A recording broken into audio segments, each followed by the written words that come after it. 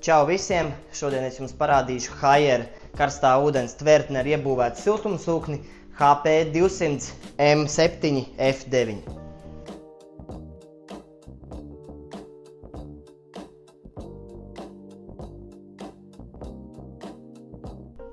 Šobrīd iekārtai esam noņēmuši priekšējo paneli, lai labāk varētu parādīt saviem klientiem darbības principus.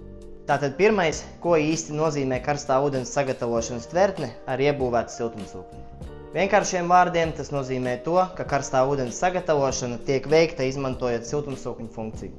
Kā viens no ieguvumiem šādai sistēmai ir augstā energoefektivitāte, kas ir līdz pat 76% salīdzinot ar parasto elektrisko boileru.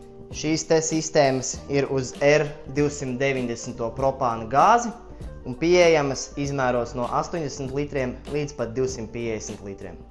Līdzīgi kā citiem elektriskajiem boileriem, arī šim boileram ir iebūvēta antileģionāla sistēma, kā arī tas ir ļoti kluss savā darbībā līdz 36 decibeliem.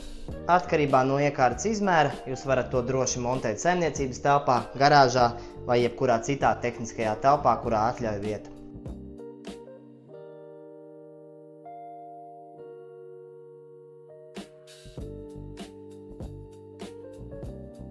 Līdzīgi kā citas Haier iekārtas, arī šo sistēmu jūs varat vadīt no sava mobilā telefona. Kā jau jūs zināt, šo un citus modeļus varat atrast mūsu internetu veikalā www.eklimats.lv. Foršu dienu!